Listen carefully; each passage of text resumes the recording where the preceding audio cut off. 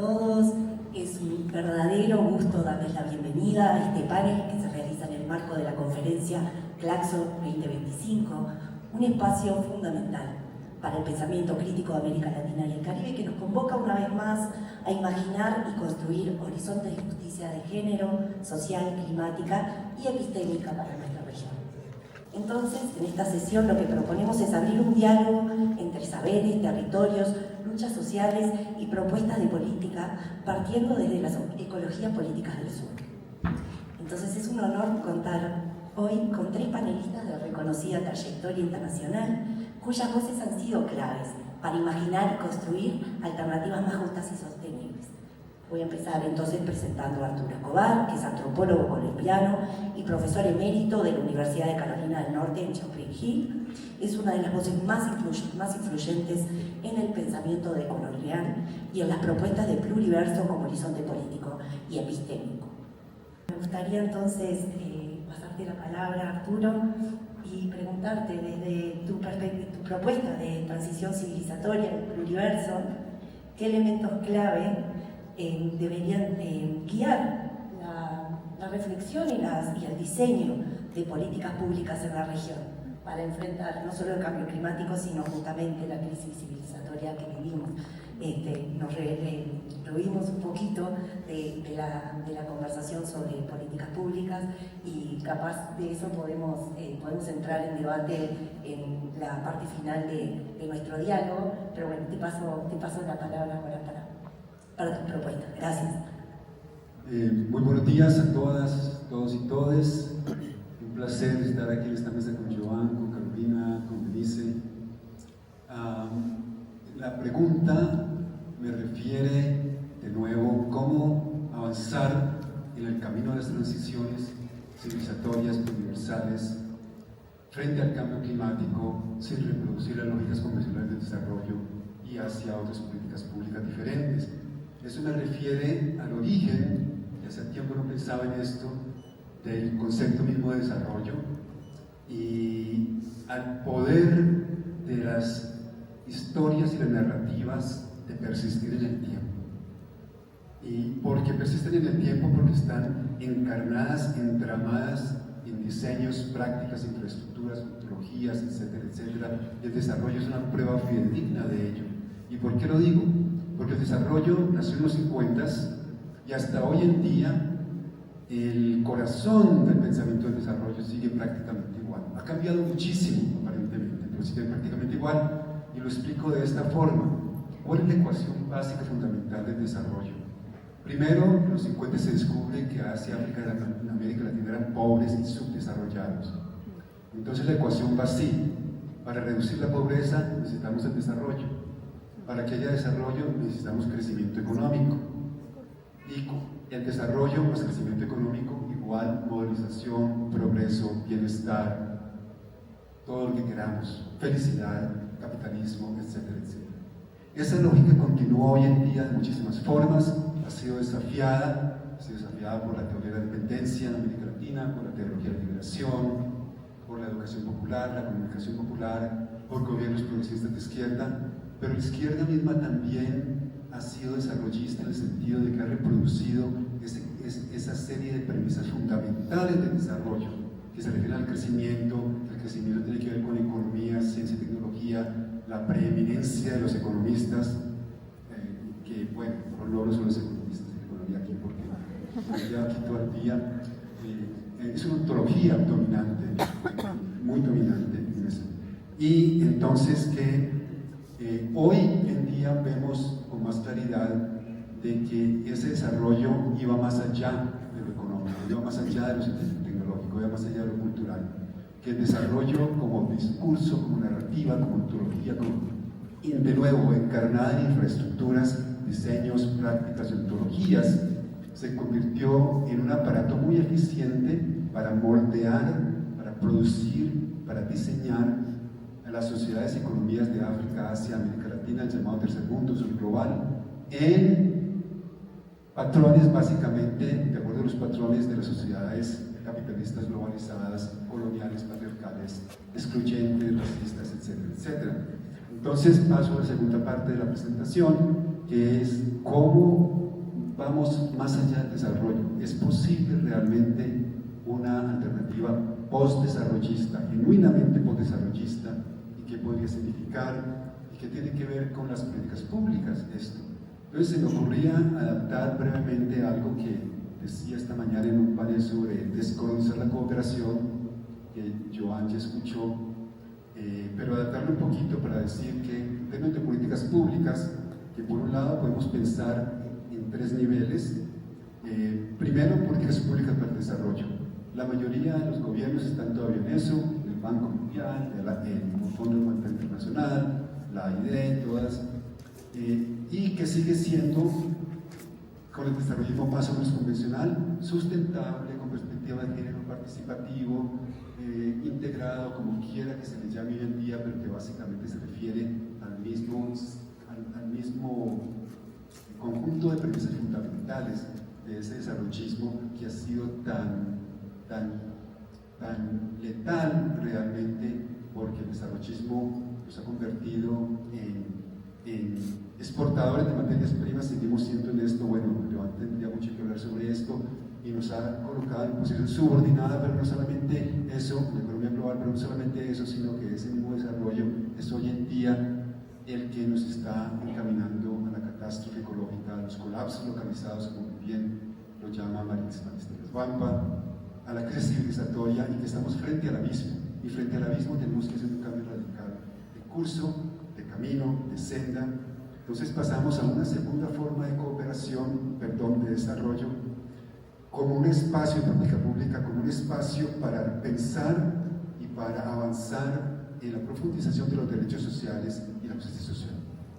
Ese tipo de políticas, por ejemplo, el gobierno hoy en día del Pacto Histórico en Colombia, gobiernos genuinamente de izquierda, progresistas, que tratan de construir desde y con el pueblo las injusticias, las pobrezas, las desigualdades, me parece que es muy importante, pero que tenemos que seguir empujándolo hacia un tercer nivel, que es la política pública para las transiciones civilizatorias, y ahí me encuentro con Giovanni y con Denise, que son transiciones que tienen que partir de un fundamento muy diferente al fundamento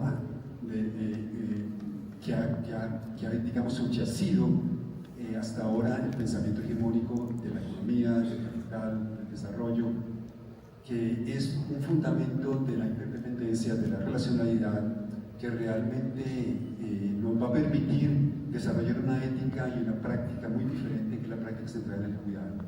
Porque si aceptamos que el fundamento real de la vida es la interdependencia, la relacionalidad, el ubuntu, soy porque somos, es la inseparabilidad entre el agua, el cuerpo, el territorio, la vida, los ancestros, lo sagrado, de que vivimos en un cosmos vivo y en una tierra viva, si realmente volvemos a pensar seriamente en esa inspiración fundamental de todos los pueblos del mundo, quien vive en el mundo, de que somos un continuo de la vida, una parte del continuo de la vida, el universo de la vida, entonces aquí tendremos que cambiar de rumbo fundamentalmente, y que hay muchas personas que ya lo están haciendo, muchos grupos que ya lo están haciendo, que las transiciones que están ocurriendo, lo enfatizaba Tatiana Roa en una de sus presentaciones ayer o antier, las transiciones están ocurriendo en tantas luchas de tantos pueblos, en tantos colectivos y colectivas, en experimentos en ecología, con las energías comunitarias, en la salud comunitaria, desde las mujeres, desde los feminismos,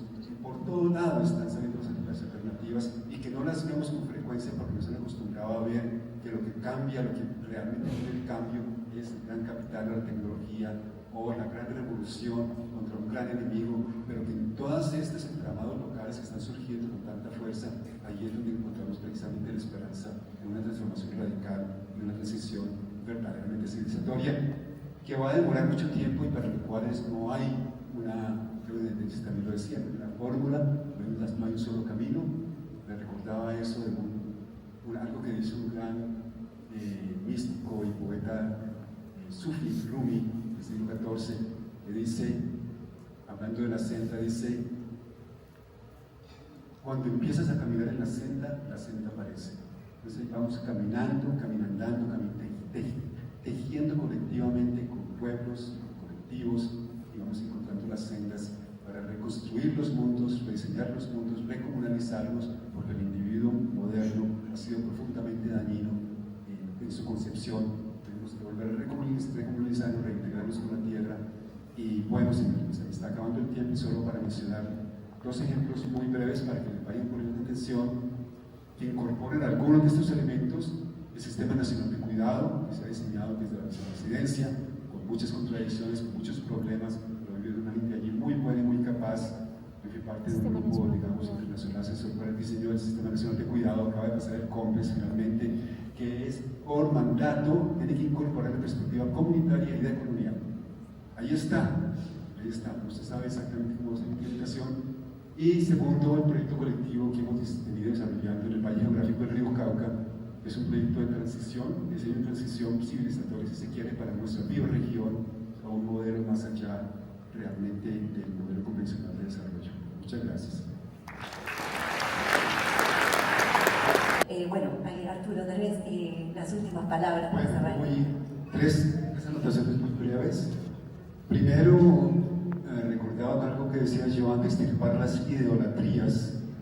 Si no podemos pensar también en que hay que extirpar la idolatría del crecimiento económico sin límites. Y que realmente, bueno, la economía ecológica ha hecho mucho en ese sentido, todo el pensamiento del decrecimiento, del postcrecimiento, de que es uno de los huesos más duros de roer, como se dice, porque está muy naturalizado que la sociedad y las economías tienen que crecer, y que sin crecimiento no puede haber desarrollo, y que aún para la justicia social tiene que haber desarrollo y crecimiento. Entonces volver a pensar seriamente esto. También que los conflictos ambientales no son solamente conflictos sobre recursos, sobre cosas, sobre ríos, sobre montaña, sino que son conflictos sobre todo una forma diferente de concebir la vida, son conflictos ontológicos, como los llamamos hoy en día, y especialmente cómo empezamos a pensar desde la interdependencia de todo lo que existe, desde la relacionalidad, de nuevo, desde los cuerpos y los territorios, de que desde allí entonces podemos empezar la tarea de regenerar, reconstruir, reimaginar, cómo rediseñamos el mundo desde lo local, desde lo meso, desde lo regional, desde las bioregiones, en términos de principios diferentes, de solidaridad, de convivencialidad, de cuidado, de mutualidad, tantos principios que nos llegan de muchas partes del mundo, de los pueblos, de los movimientos, etcétera, etcétera. Y finalmente, dos cosas más brevemente, la importancia de los feminismos, que Denise siempre ha recalcado, que ha sido muy importante aquí en la Claxo, desde la conversión hasta hoy en día, de todos los feminismos latinoamericanos, y cómo estos feminismos ahora centrados muy fuertemente en la defensa del cuerpo territorio, en la defensa de los territorios vivos, de territorios como territorios vivos, y si pensamos que los territorios realmente pensamos desde la interdependencia y desde el hecho de que todas y todos estamos entramadas con el mundo vivo, con el universo, con la tierra, con el cosmos, entonces la única conclusión posible, esto yo lo mencioné, pero lo vuelvo a decir, es una ética y una praxis del cuidado.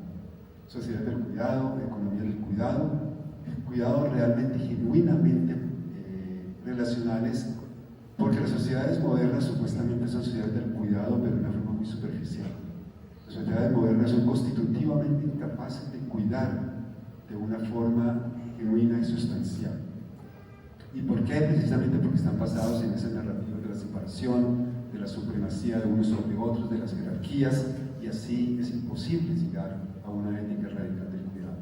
Entonces, esa constitución del cuidado, allí les menciono muy brevemente un libro muy importante que ha sido de Silvia Federici, que lo encuentran abajo en Tinta Limón, Calimán y la Bruja, porque ella, una de las grandes contribuciones del libro es precisamente cómo pensar la destrucción sistemática de los mundos de las mujeres, las culturas de las mujeres, más centradas en el cuidado, como fundamentales al desarrollo del capitalismo moderno y del desarrollo mismo. Y termino con el desafío para la academia que tú mencionabas, que es importantísimo. La academia está un poco perdida, está un poco absorbida demasiado en esta concepción convencional de lo que es la universidad para producir expertos para la globalización capitalista, innovadores en nuestras cosas, y cada vez acorralando más las humanidades, las ciencias sociales, este espacio de Claxo es muy vital, sobre todo para las jóvenes, para los jóvenes que sigan pensando en que otros mundos sí son posibles, que hay que apostarle a eso. Yo sé que es difícil porque las presiones para salir adelante en términos económicos, y para acumular y para asegurar la supervivencia individual o familiar, a expensas aún de la supervivencia de la colectividad y de todo el mundo, es una trampa. Allí nadie se salva en última instancia, todos vamos a morir. Entonces, hemos pensado en la interfaz entre movimientos sociales y academia crítica es muy importante, y aquí Carolina nos ha invitado a pensar que esa interfaz entre movimientos sociales y academia crítica tiene que incorporar también, o puede incorporar de una forma crítica también a las políticas públicas. Bueno, muchas gracias.